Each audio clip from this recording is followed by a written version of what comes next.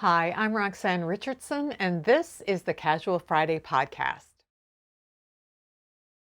In this week's podcast, I have tidbits. I'll tell you about the knitting retreat I went on recently and the things I learned there that were fascinating. And I'll give you an update on my various works in progress. So let's get started. I'm not really sure where this first tidbit came from. I didn't make a note in my Tidbits database. This was just an open tab in my browser, and I can't find a direct message or email or anything where I can figure out who might have sent this to me. It's possible it just showed up in my Instagram feed. I don't know. But what it is a movie called The Nettle Dress. The way that it's described on the film's website is that textile artist Alan Brown spends 7 years making a dress by hand, just from the fiber of locally foraged stinging nettles. This is hedgerow couture, the greenest of slow fashion, and also his medicine. It's how he survives the death of his wife and finds a beautiful way to honor her. A modern-day fairy tale and hymn to the healing power of nature and slow craft. I'll leave a link down in the show notes to the film's website, and then you can see the trailer of it. If you live in the UK or Ireland, it's available to watch it online. And it's also being shown in various locations around that area and on different dates. And so you can get tickets to go see it in person if you want. Unfortunately, we don't have access to it here in the US or other countries that I know of yet. This is a tidbit that I shared several years ago, but a number of people sent me the link to this recently, like a lot of people. It's a film about the sweater culture of Iceland, and it follows one young man who is a knitter, but it follows him around the country where he visits various people who are involved in wool production, milling the wool into yarn, dyeing it, as well as knitting. The speakers are all Icelandic, but there are English subtitles. As was true the last time this film was aired on television, the production company has made it available to watch on YouTube for a limited time. And so this film will be unavailable after March 30th. So if you haven't seen it already, I would encourage you to watch it. It's really interesting. So if I get a lot of messages about the Pullover Island movie, I can't tell you how many messages I got about this tidbit. It had to be in the dozens. It's an article about the cargo of a Danish ship that was seized by the British in 1807 during the Second Battle of Copenhagen. And then the entire contents of that ship was stored away for more than 200 years without anyone ever looking at it until now, which is just unbelievable. But amongst the cargo was a pristine sweater knit in the Faroese style, destined for a woman in Copenhagen. The article says this about the sweater. The red sweater was shipped from Torshavn on the cargo ship Anne Marie on the 20th of August, 1807, by a carpenter called Niels C. Winther, with a letter saying, quote, "My wife sends her regards. Thank you for the pudding rice. She sends your fiancé this sweater and hopes that it is not displeasing to her." End quote. The package is addressed to a Mr. P. Ladson in Copenhagen, and its contents are described by the sender as, quote, "a sweater for sleeping," though its style closer resembles Faroese national dress.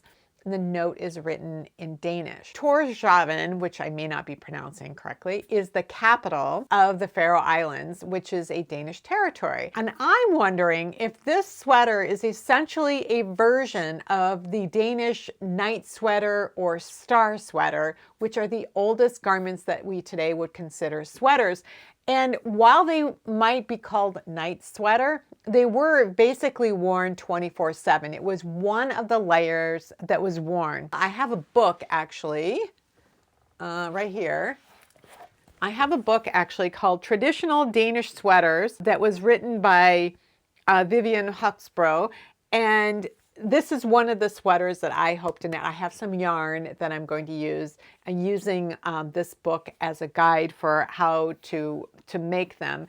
But I'm guessing that that sweater is one of this style of sweater that sometimes called the night sweaters. But if it wasn't enough that there was this pristine sweater in this cargo, the cargo also contained the following, quote, 49,000 pairs of woolen stockings, 8 tons of dried fish, 100 cases of candles, 250 barrels of tallow, 19 barrels of train oil, and 10 barrels of feather. You heard that right. 49,000 pairs of woolen stockings. I can't even comprehend that. They are in perfect condition. They aren't worn out in the soles and darned to death. 49,000 pairs. I would just love to be able to examine them, just one pair, and see how they were constructed. I assume they were done on some sort of knitting machine stocking frame device, but I still want to get my hands on a pair. I would just love to see how they were constructed and to know more about what gauge they were knit at and what type of heel was used, how long the leg was done, how they did the shaping, all of that kind of thing. I will leave links down below to 2 of the different articles that were sent my way. So last summer, I joined Tour de Fleece, which is a yearly event that invites spinners, hand spinners, to challenge themselves in some way. And you do that by spinning every day or doing something that's related to your spinning every day. And it's your own goals. There's no winners, but you're doing it at the same time that they do the Tour de France bicycle race. And so on rest days, you rest. On challenge days, you challenge yourself. But really, you can make it whatever you want. And what I wanted to do was just spin so that I would get myself in the habit, because I learned to spin, I don't know, 5-6 years ago. And I didn't really catch the spinning bug. I was interested in it. I wanted to know how it worked. It's helped me understand how yarn is constructed. So when I look at a commercial yarn, I have a better idea. I just understand the process of how yarn is made and all the stages that the wool goes through much better than I did before. But I never really felt like, oh, I just love spinning. I want to do this all the time. And what I was looking to do last summer was kind of just get myself into the habit so that I would do it and learn to enjoy it. And my friend Elizabeth was kind of encouraging me to do it. And I did. And on the very first day of Tour de Fleece, I went to her house, and so we were spinning together. And I saw that she had a device on her spinning wheel called a woolly winder, which allows you to constantly spin, and it just winds the yarn on your bobbin consistently and evenly, so that you don't have to stop every few minutes and move where the yarn is winding onto your bobbin manually. And what that allowed me to do was really focus on my spinning technique. And I loved it. I loved the woolly winder. It just was a complete game changer. So during that time, I bought some wool, or I bought some fiber from a local producer, Teresa Bentz from Get Bentz Farm. I went to a farmer's market in downtown Minneapolis where she had a booth, and she was selling these braids of what she calls WAM, wool alpaca mohair blend.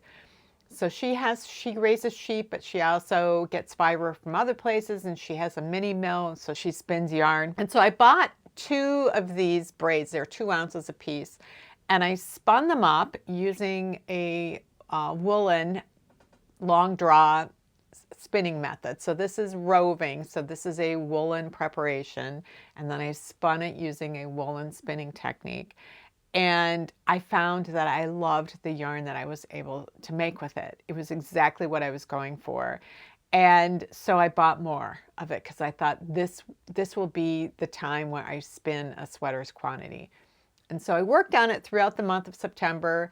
We went to the Netherlands in October to visit our daughter Nina, who lives there. And when I got back, I just never got back into the spinning. And so that's what Finish It February was for. So I wanted to finish spinning the sweater quantity. Now I still have one braid left because I had to go back to Teresa and buy some more, and she had 3 braids left and I only needed 2, but I bought all 3 and thought, well, this is spare in case I don't spin enough yarn. I'll have extra because I do want to dye some of it to make a contrast. And if I mess something up and I just am running short of yarn, I have a backup plan. So I did finish the spinning and Finish It February, but I hadn't plied it. And so that's what I did this past week. And I think I have enough yarn to make myself a sweater here. I think I counted up the yardage and it was somewhere around 1,500 or 1,600 yards of basically a worsted weight. My hope is that this coming week is when I'll be able to experiment with dyeing some of it. So I was really happy that the singles that I had been spinning recently created the same yarn that I had spun last summer. I was afraid that it was going to change. I did keep track of the bobbins as I spun them and I labeled them. And I used this trick of, spinning the oldest together with the newest. And I did a 3-ply woolen spun. I think if I were to do this again, I would have spun the singles a little thicker and done a 2-ply. I typically don't like 2-ply yarn. I like a rounder yarn because I do things like cables and texture work, and I like a round yarn. It really shows the texture well. But this is a woolen spun, and I'm intending to create a contrast yarn and do a little bit of stranded color work, and I'm not going to be really doing that much texture, and also woolen spun yarn tends to bloom and the stitches blend, meld into each other. So I think I could have gotten away with a 2-ply.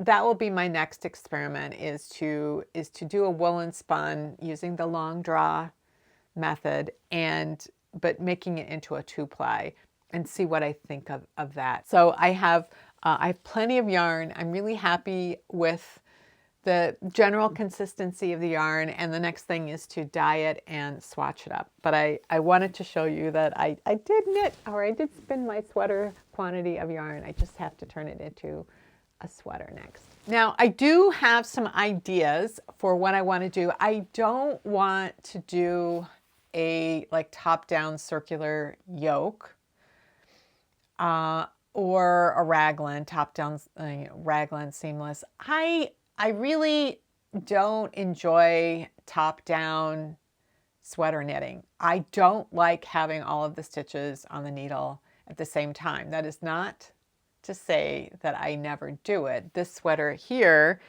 has, I don't think you can see it very well, but it has saddle shoulders and set-in sleeves. It's knit top down because I wanted this motif right here to be exactly where it is in relation to the neck. And I knew I could get that if I knit it top down. But there's a lot going on in the stitch pattern, and that made it really complicated to establish what was going on at the same time that I was doing all that shaping.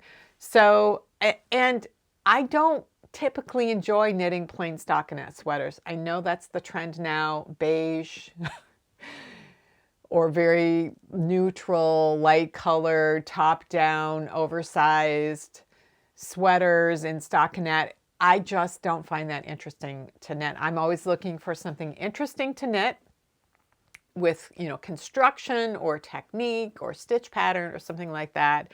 And I don't tend to be interested in whatever is trendy. And particularly now, I learned to knit in my 20s, back in the 80s, when everything was oversized. And I did that. And I was happy to do it back then because that was the fashion. And now I know that isn't really the silhouette that I prefer on my body. And so I'm not doing it again. You can't make me. I do have some ideas of features that I want to have in this sweater. So as I mentioned, I want to have some stranded color work. I'm thinking down near the cuffs and down closer to the bottom hem, like just some things around there, and maybe just the very edge, like the cast on or bind off, whichever direction I end up doing the sleeves, would be in contrast. And then I'm thinking about doing a polo collar. I've never done a polo collar, so that would be something new.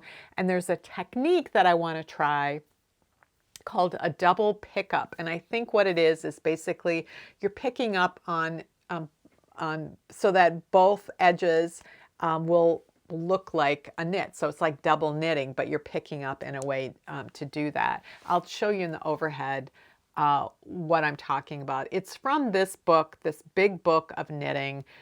This is a book I really like for interesting techniques. It was originally published in German. It's translated to English. So sometimes you have to really work through what it is they're telling you to do, because they didn't translate it into English knitting terms. They just translated the German explanation into English. And my understanding is that German doesn't have necessarily certain types of abbreviations or shortcuts for describing certain techniques the way we do in English. So they just describe it. And so they've translated that description.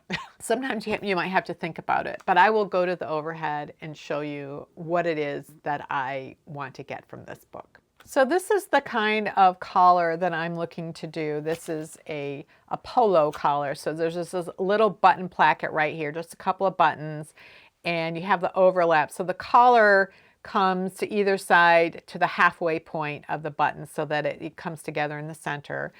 But what I really like about it is the way that this edge is done here. And you could do this on a cardigan, but then it's also done around the collar. That just is a finishing detail I haven't done before, but I think it's probably similar to a zipper facing that I've seen in German magazines. I've seen a similar zipper thing in here. Let me see if it's in here. So this book also has a number of ways of sewing zippers in with zipper facings and different types of zippers and in different situations. So I think it's a similar technique to the way that you create this zipper facing for a zipper is then used for this here as well. So this is a technique I'm really interested in exploring. I know that I've seen this in a sweater somewhere that came across my social media feed in terms of the finished result. I had seen that somewhere. So I was excited to see that in this particular book. And again, the book is called Big Book of Knitting. It's by Katharina Buss. It's got some amazing techniques. This is the book where when I was looking up short rows in all my reference books, this was the book that had the technique that I ended up naming German short rows because I couldn't find a label for it anywhere. But this is the book where I found that technique. And now look how many people are using German short rows. So this is a fantastic book. I highly recommend it. Our Knitters Guild hosted the first retreat that we have had since 2019. And I was on the committee this time. I'd been on the committee before the pandemic, and it's an event that I really loved. We did it very differently this time, and we were a little nervous about it because we didn't know how well it would go over because we hadn't had one in 5 years. And we didn't know if people, there's a lot of competition now for retreats. Like every yarn shop seems to have a retreat, and some of these are enormous. They'll have hundreds of people there. So there is all kinds of retreats, and there's always all different kinds of conferences too, like Vogue Knitting Live. Stitches has gone by the wayside because XRX went bankrupt. And we weren't going to be able to offer sort of the level of retreat that we had done in the past in terms of activities that were going to be planned. So in our previous retreats, we would plan for like a year. We would get an independent local dyer to come up with a colorway. We'd have some kind of vote from the membership on sort of a color theme. And then the dyer would come up with some options, and we'd pick one, and then we'd have a contest amongst the guild members to design a pattern for it. And whoever won the contest would get free admission to the retreat. And then we would invite that dyer to teach a class during the weekend. We would have a massage therapist you could sign up for. So there were extra activities that you could pay for if you wanted to. Or you could just sit in the knitting circle all weekend and knit. I personally can't knit all day, don't want to knit all day. I usually want something else to do. And we were planning this over a very short time, just a few months. And so we had to, find a place that could accommodate us, and figure out how many they could accommodate, and then see if anybody was going to come, because we really didn't know, because like I said, there's a lot of competition now, and we hadn't had one in a number of years, and it was going to be quite different than what it had been before. It turned out the retreat center, in the past, we've always used like a summer camp. This is in particular one called Camp Knutson. It's like a summer camp for kids with disabilities. And so the accommodations really varied. It could be camp counselors accommodations, so you'd have 2 beds and a personal bathroom, shower, or it could be campers' room where the 2 twin beds were really close to each other, and the bathroom was, a shared bathroom out in the hallway. It just really varied. But we could accommodate a lot more people in that location, and then there were extra buildings where you could have the dyeing class, or you could do this activity or that activity. We could have a local yarn shop, bring in yarn and set up a little marketplace for, Friday evening. And so that was, things that we would do, but we weren't going to be able to do that this time. This time we were at a retreat center. That's what they do, is it's a retreat center. It only accommodates 24 people, and it's much more luxury accommodations. Like there's 3 people per room, but they each get a full-size bed, and it's a huge room, and there's a beautiful view, and you have your own bathroom that has a jacuzzi tub and a separate shower, and it's all beautifully tiled, and the tiles are made by a local potter who's literally 2 doors down from the retreat center, and had a little showroom where you could go and buy pottery if you wanted on an honor system. So that was amazing. And it was walking distance, like a quarter of a mile, to the little town, Downsville, where it was, where there was a cute little coffee shop and diner. There was a bar there. But the adjacent property to the retreat center was 70 acres of, a hilly area, wooded area. It's not really spring yet. Nothing's green yet. There's little lakes called an oxbow. So like you'd have a river, and then it would come out like this, create this area, and then go back to the river. And when they get cut off from the river and they become separate little lakes, that's what this property had. So there are a couple of little lakes, and it met up to a bike trail that was alongside the Red Cedar River. And so you could do a really nice, half-hour, 45-minute walk from the retreat center through these acres, up the bike trail to the little town, and then back to the retreat center, past the potter. So it was something to do besides knitting, and it gets you outside, and there's things to do. And there was a local yarn shop 7 miles away as well. So Saturday afternoon, people, it was a beautiful day, beautiful sunshine. You could go out and do a walk. You could go to the yarn shop. You could, go to the potter. You could, there were little things that you could do, or you could just sit and knit all day. And we had bingo on Saturday night with some prizes, but it was really nice. We had 20 people. We could have had up to 24. We had 20 people. We got all fit in one big room with a circle of chairs around, and there was another big room that we used for bingo, and if you wanted to do this group project that the guild is working on for the state fair, there was yarn and supplies there that you could do that. And they made all the meals, so you didn't have to make your own meals, and they were made from scratch. Fruits, vegetables, whole grains. The woman who runs a retreat center, it's for crafters. Mostly it's quilting retreats, but she could accommodate us, and she understood like the kind of light that they had in this room where we were all knitting. The light was fantastic. It was amazing because we often set up for quilters, and so they can see what they're doing. So she understands that. And during the pandemic, she realized she needed, she couldn't run the retreats. She started a fabric store in her retreat center. So there's all this beautiful fabric lining both sides of one of the hallways, and she doesn't compete with the local yarn shop who also sells fabric. She doesn't sell the same stuff so that they're not competing. So that's really nice. So it was a fabulous time. And everybody really liked it. The food was great. The rooms were great. Everything was, we loved it. And we really liked the low-key nature of it, that it wasn't super busy. It wasn't super intense. And I think there's just so many options now for knitters retreats and crafting retreats. There's conferences, all kinds of things, that this is a nice option. I'd be curious to know what kind of retreats you have been to, or if you've been involved in planning, and what you like from a knitter's retreat. But this one really fit the bill. It was really great. And it's really great to get to know the other guild members in a personal way. That's what I like most about knitters retreats. I did learn a couple of things. I did buy something from the potter. I will put an overhead. So I stopped by the potter's place. He has this it's like a little cabin, and it's a little showroom, and it's an honor system. So you go in there and you look at something, and he's got like an iPad, and you write your own little receipt on there, and you put your credit card in, and and I'm sure he's got cameras in there, but it's great. I bought a little dish to hold stitch markers. I bought a little dish at a fiber festival for that purpose last fall. And I use it for that one for my little light bulb markers, but I really wanted something for my bigger, clover locking stitch markers. And I wanted this like a little souvenir of the weekend. So I got that.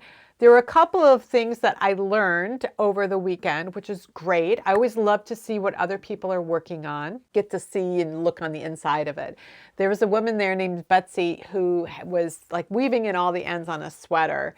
It was a boho sticknin sweater, so it has a circular yoke with color work that is done, like the yarn in the color work has some Angora in it, and not just knit stitches, but purl stitches. So they're always beautiful. So boho sticknin comes from like the 1930s, 40s. It was a Swedish sort of way for home knitters to earn an income. And they have beautiful designs. And I have had my eye on one of these kits for years. They're expensive, very well worth it, I'm sure. And the thing that kind of makes me pause is its fingering weight. And so you have the color work up here, and then oftentimes it's a dark color solid stockinette for the sleeves and the body. And I just think, how am I going to get myself through that? And which is what's held me off. But I saw hers in person. It was just beautiful. The thing that I loved about it, though, hers was a cardigan.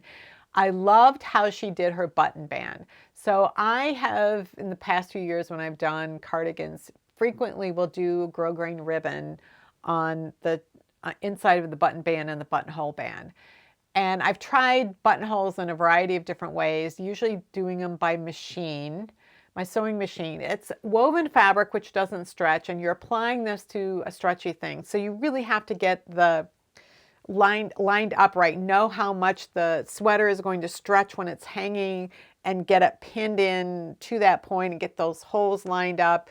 It's a real pain in the rear.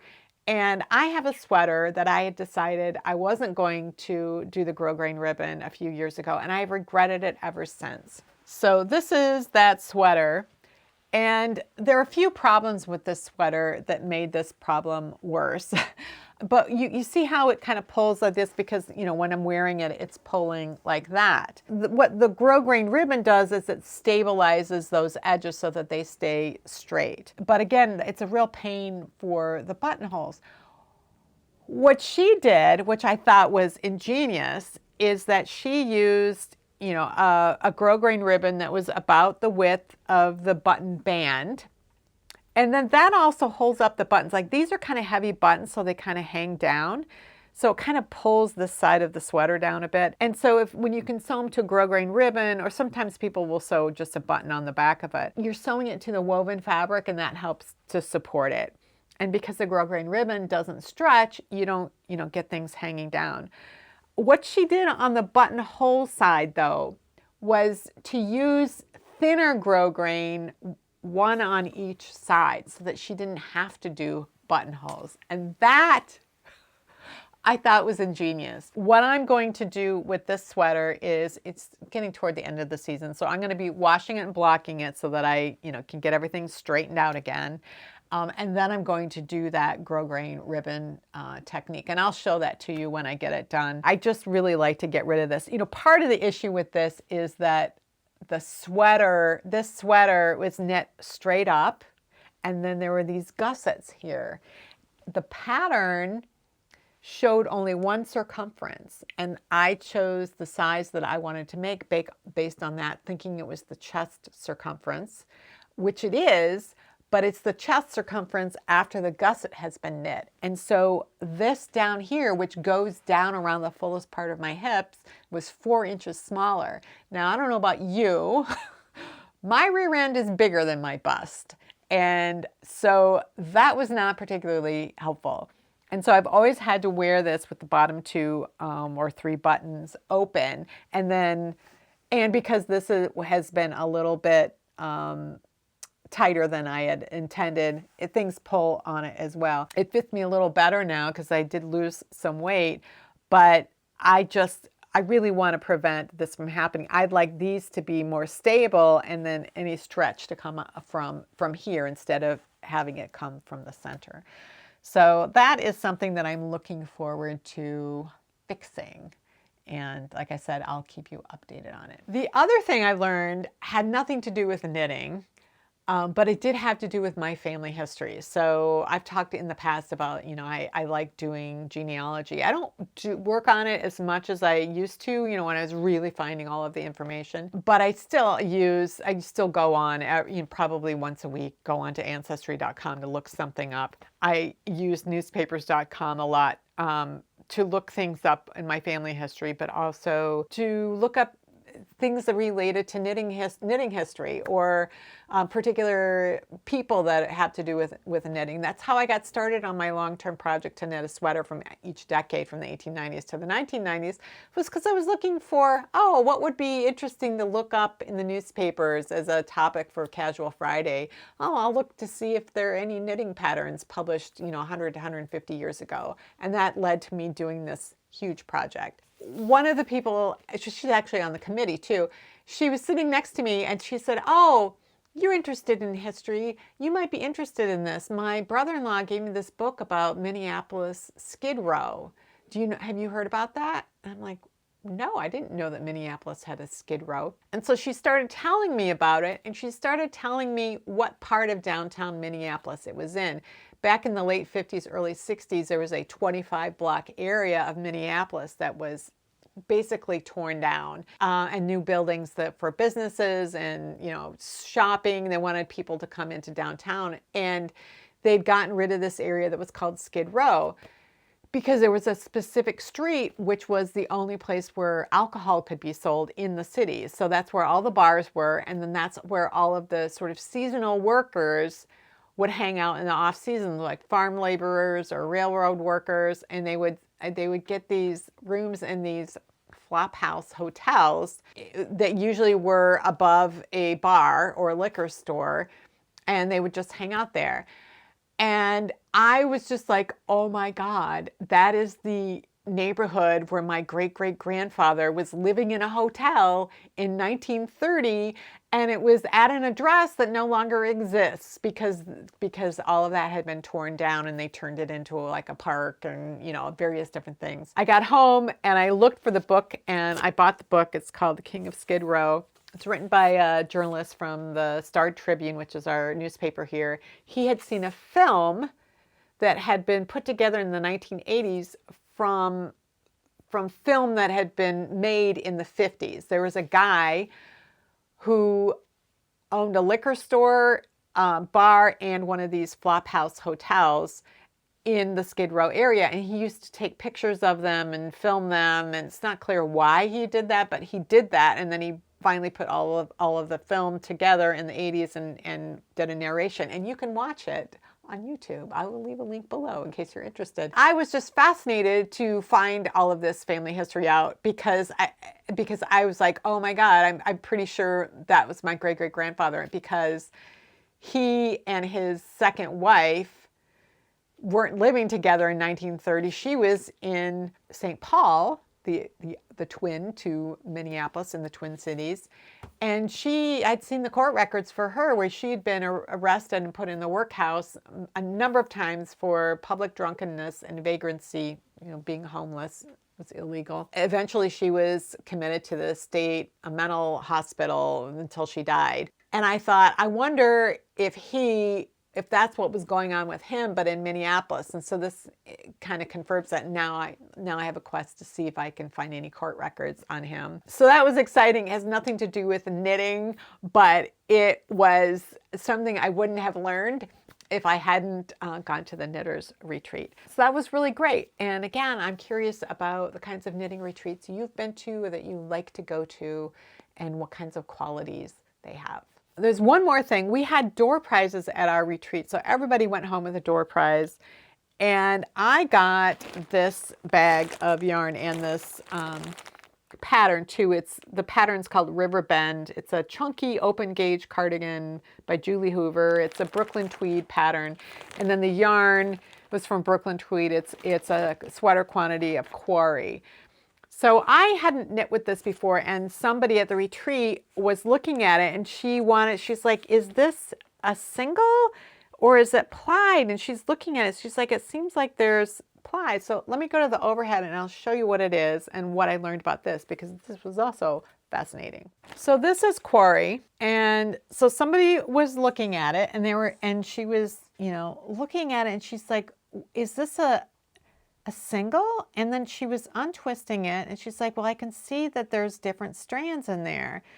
And I'm like, yeah, it's interesting. And I said, oh, well, here's one clue.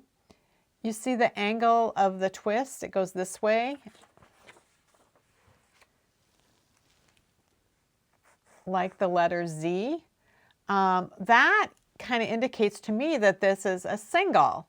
Because in spinning, when you do the singles, mostly, you don't have to, like hand spinners will do other things, and occasionally you'll get a commercial spinner that will do things opposite of this. But these days, mostly the singles have a Z twist to them. And then when the singles are plied together, they will have an S twist. So this is the yarn that I spun. This is my hand spun. Let's see if we can see. So you can see how that twist is going that way. All of these singles had a Z twist, but when I plied them together, I went the other direction, and that aligns the fibers more in this direction. Then balances the yarn out. So I was using that knowledge about, what is typically done with commercial yarn. But then I was looking at it myself, and I'm like, I don't know. I mean, it does seem like there's these distinct different strands in here. And so I looked it up. I went on yarnsub.com, and I looked probably in Ravelry as well, because they'll be in both places in the yarn database. And what this actually is that these strands are unspun roving. So this is before it gets any twist. So there are 3 strands of these untwisted rovings, and then they are lightly twisted together for the first time, giving it this Z twist. So it's an interesting thing. It'll be interesting to knit with and see what happens, and if it behaves more like a single or if it behaves more like a plied yarn. It'll be interesting to see. I have some other projects that I am working on right now. I got back into sewing in February for Finish It February, so I could finish this wool skirt that had been on hold forever while I learned how to pattern match and all those kinds of things. So I was taking sewing classes for that. I learned to sew when I was a kid, and I could always follow sewing patterns to make my kids Halloween costumes when they were little, but I didn't ever really learn actual sewing techniques. Like I just did whatever the pattern told me. I didn't know about finishing seams. I didn't know there was a certain way of pressing seams. I just looked at the pictures that were in the pattern. So I'm continuing to take lessons, and the thing that I'm working on right now is a linen shirt dress. In the past few years, when we've gone down to Santa Fe to visit my mother-in-law, she would take me shopping, and there's a store she likes, and they always have these linen dresses. And I'd always heard linen was a great fabric for hot weather, but I'd never worn anything. I was like, oh, but it wrinkles. Why would I want that? She bought me these linen dresses, and I'm like totally sold. I don't care if they're wrinkled. They are so comfortable. My office is the furthest room in the house from our thermostat, so it's cold in the winter and it's really hot up here in the summer, and so I need something that I can sit in. And so I visited a yarn shop fabric store combination there in Santa Fe a couple of years ago that had just opened up, called Acer Santa Fe. And so I looked at all the yarn that they had, and I ordered some yarn. I think that was when I ordered the yarn for my 1950s sweater. They had the right color, but not enough. Then I looked at their patterns, and I saw that they had this pattern here from Grainline Studio, which is a sleeveless shirt dress with 2 styles. So I've held on to this pattern for 2 years, and I bought some fabric when I was working on my skirt last month. This has pattern directions, so there are things that I'm doing, but what I really like about taking the sewing class is that she's just going from person to person to see what you're doing, kind of keeping track of, and if you have a question, she'll help you. And so I was working on the fronts of this shirt dress, and I had put interfacing on what will be the button band or the buttonhole band. I don't know which. I think this is the buttonhole band. And she was looking at what I'd done, and she's like, oh, you might want to do this to give yourself a better, look. And I'm like, oh, I was thinking of that, but I couldn't quite do it. And the directions were saying this thing. And she's like, yeah, do it this way. So I did it that way, and it's just so much happier. With this pattern, there are things I can do at home, but there's one specific spot where I'm going to wait to get her advice for class. But this is the fabric. I'll give you a close-up look.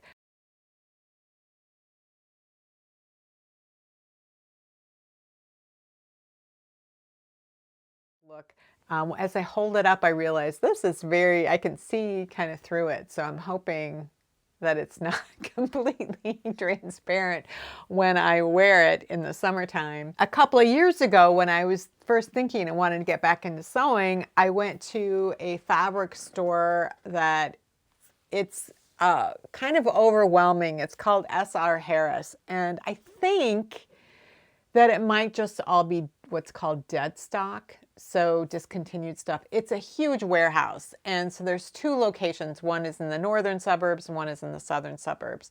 The northern one is overwhelming. It's so big, and there's really no one there to help you. And it's self-serve in terms of cutting the fabric. When you go there, you either have to kind of know what type of fabric, like pretty specifically. Like I went there looking for some knit fabric to make a t-shirt. And they're like, the aisle is down there, and it was 10 feet or 12 feet tall, 100 feet long. And there was all these different kinds of knit fabrics. There's Ponte knit, there's this knit, and I didn't know what any of them were. So it was really confusing. There's another location that's in the southern suburbs, and that one's smaller. It's not as overwhelming, and you get more help there, and they do the cutting of the fabric for you. So you can say, I'm looking for such and such, and then they'll take you there and kind of show you it. So that one is more helpful to me until I really understand more about different fabrics. But I think the classes will help. And also somebody in the class was telling me about the sewing group called Material Girls that's here in the Twin Cities. They meet at 3 different locations, each of them once a month. And the two women who are running it will make a variety of garments for themselves that month, and then they'll show them to you and explain what they did differently. They pass around the pattern envelope and samples of their fabric. They tell you what modifications they made, and then there's opportunity for people to do show and tell. And so I showed my sweater and skirt that I made, but it's really, really nice because you can get tips from people or see things that people have made or hear about the modifications that they've made. And that's really interesting to me because as I go into sewing, I am not content with just following the directions the way I used to with sewing and knitting and cooking. With knitting, I understand more how things work. And so I can design or modify because I understand how things work. And a lot of what I know about knitting can translate into clothing, but not all of it. And you're dealing with woven fabrics and things are constructed a little bit differently. But that is something that I'm interested in knowing more about, is like, oh, well, I'm doing a button band and a buttonhole band. What other types are there? And I want to try making more shirts or more shirt dresses or whatever using different techniques. And so when I had been to S.R. Harris a couple of years ago, I bought some fabric. I bought 2 yards of a couple of different cotton fabrics that I thought I would make into skirts or shirts or something. One of them was this fabric. It's got little red birds all over it, and I love it. And the other one was in an area that they called nerd fabrics. And it's this lavender thing. I'll do a close-up, but it's a lot of mathematical equations. And they had it in like 5 different colors, which was the cool thing. I've already washed. I can see I've serged the edge. So I had washed it and everything. So it's just ready for me to cut it out. So I've been looking at other shirt patterns. I think what I'd like to do, I'm making things for summer, but as I get toward fall, what I'd like to do is think about when I'm knitting a new sweater, think about the type of shirt that I would like to wear with it, and then sew myself a shirt that would go with it. Because what I tend to do is just wear a long sleeve t-shirt under every sweater, either white or black. Sometimes there's a color, but usually it's white or black t-shirt under the sweater. And I'd like to maybe knit some sweaters where you can see the shirt under it, but that it's a sort of a thoughtful combination. So that's something I'm exploring. So that's what's going on with my sewing right now. Even though we've had a really mild winter, I don't think I'm going to be able to wear that linen dress for several more months, but I'm looking forward to it regardless. Well, that's it for this week's Casual Friday. If you have any comments or questions about today's video or suggestions for videos you'd like to see in the future, you can leave those down in the comments below or join the discussion in my Ravelry group, Rocks. Thanks for watching, and I'll see you next week.